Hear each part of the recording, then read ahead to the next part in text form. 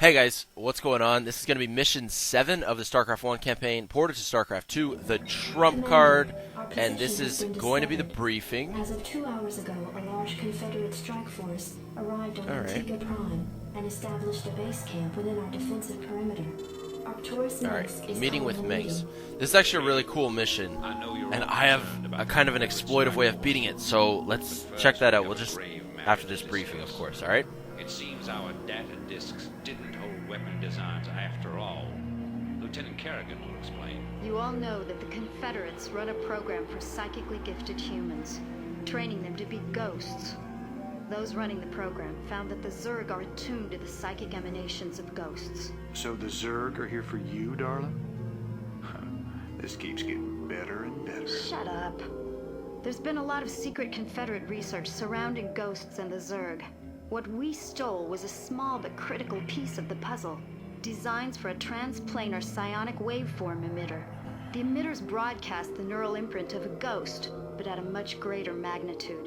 These things reach across worlds. The Confederacy used these psi emitters to lure the Zerg into isolated containment areas. Your colony, Mars-Sara Commander, was one such location. What are you saying? I'm saying the Zerg are a secret weapon developed by the Confederacy. I'm saying we were all subjects of a Confederate weapons test. Just as they destroyed Korhal with nuclear weapons to establish dominance a generation ago, they would use the Zerg to put an end to their other rivals. Only this time there'd be no outrage. Who could suspect the aliens were their creation? No. They'd be lauded as heroes for coming in and destroying the Zerg. It's time the Confederacy paid for its crimes. And I know just the way. Lieutenant Kerrigan is going to plant an emitter at the Confederate base camp. Commander, you will provide her with an escort. When the Zerg arrive, they'll break the blockade for us and we'll make our escape. Now, get moving. Alright, so that was the briefing, my mission objectives. Get the psi emitter to a beacon in the middle of the Confederate base. And, of course, Kerrigan has to survive. So it's going to be like Terran versus Terran action. I just finished helping these guys. And then Nora had 2 missions, saving their downed battle cruiser. And, well, I guess that was more General Duke. So a little bit different. I'm having doubts about this on Taurus. I just don't think anyone deserves to have the Zerg unleashed on them. I know you have personal feelings about this, but you can't let your past cloud your judgment. Carry out your orders, Lieutenant. Alright, so yeah, we're going to be getting even with the Confederates in this level. So I'm actually just taking all the units from up here, send them to my main, lift off the science facility and the starport, fly those over to my main base as well. I mean, they'd get destroyed if I just left them over here. These Marines would get killed if I left them over here, so I'm sending them back to the main base. Just going to sort of rally all my troops together. Actually, I have a really interesting way to beat this mission. It's the same way I beat it back in the actual original StarCraft campaign many years ago, and it still works with this ported version on StarCraft 2. And yeah, I'm excited to show it to you guys. It's pretty cool, actually, and you'll get to see sort of my unique, slightly exploitive technique. So for the meantime, I'm just going to macro up a bunch of units and then move out shortly. So yeah, this is Mission 7. I think there are only 2 missions left after this, possibly 3. And then I'm going to be done with the Terran campaign, and I'll be able to move on to the Zerg campaign, because the StarCraft 1 Zerg campaign has been ported over as well, so I get to do those. Hope you guys are enjoying these particular, this segment from my channel. It's Friday today, June 17th, or I believe that's right. Yeah, so this is just my first video of the day, a little bit of a warm-up, and then I'm going to do some, pro shoutcastings, pick out some pro matches. I'm thinking that even a little later today, I'm actually going to do some recording of Street Fighter content for you guys. I mentioned that in my last campaign video, and yeah, the comments were pretty positive about that, and I think I have a lot to share, and if you are at all interested in learning how to, play a fighting game like Street Fighter, which is, in my opinion, the best fighting game for sure. Capcom makes the best ones, better than anything else out there.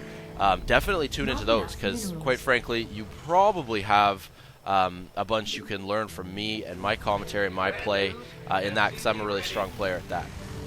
So in this mission, I'm just going to be building some fire bats now that the academy is done.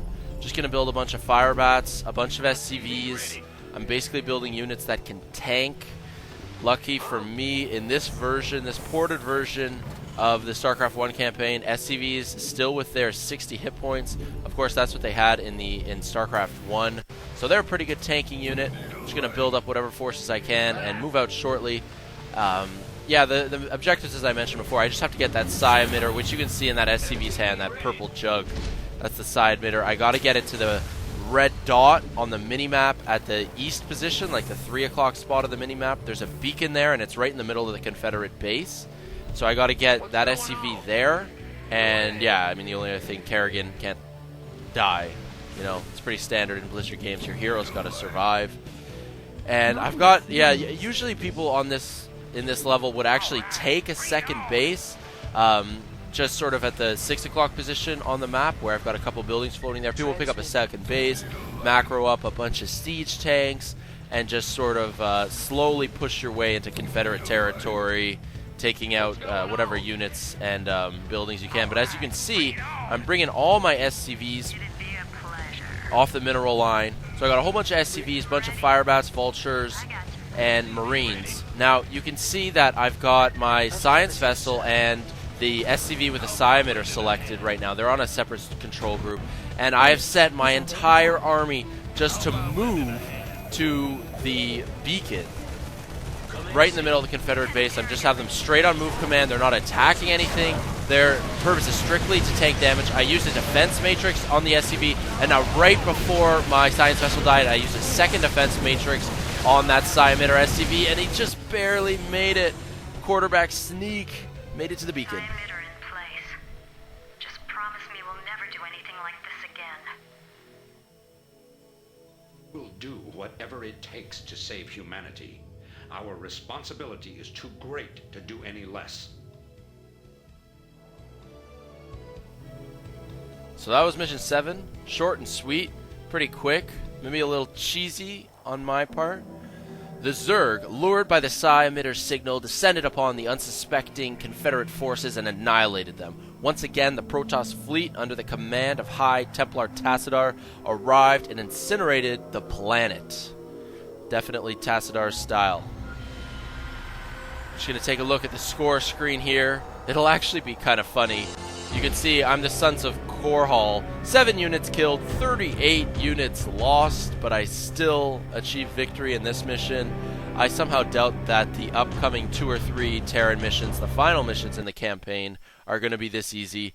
Yeah, I'm going to have to do a lot more work on those. Those are going to be much longer missions because you got to like destroy very large bases in order to beat the level. But that was just sort of a quick one, a cheesy tactic you guys can use if you're playing this with the defense matrix ability from the science vessel. And for those of you who don't know, people are always asking this, you know, how do you play the StarCraft 1 campaign on StarCraft 2? Just go to sc2mapster.com, or is it SC Mapster? I think it's SC2 Mapster, and just search there for Rebel Yell campaign. It'll come up, and you just follow the instructions. The files are there, the instructions are there, and it's pretty easy to get going if you want to do that. It is fun, and I'm going to be finishing the Terran campaign, and like I mentioned before, move on to the Zerg campaign shortly. So stay tuned for those. Stay tuned for more procasts, and yeah, those other exciting videos that I should have coming later today. Thanks for watching, guys. Peace out.